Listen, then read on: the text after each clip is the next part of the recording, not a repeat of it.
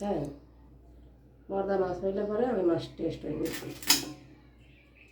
এটা ঘিরানো না আছে, ওই মাছটাও ভালো ছিল, এই মাছটাও বুঝছেন? ঘিরানো আছে।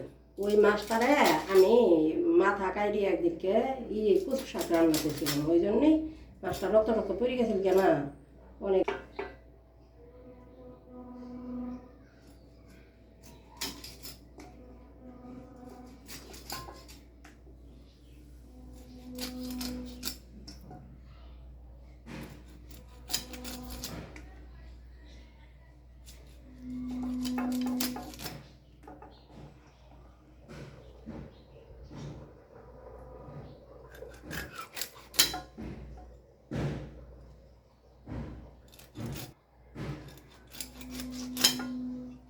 ছেলে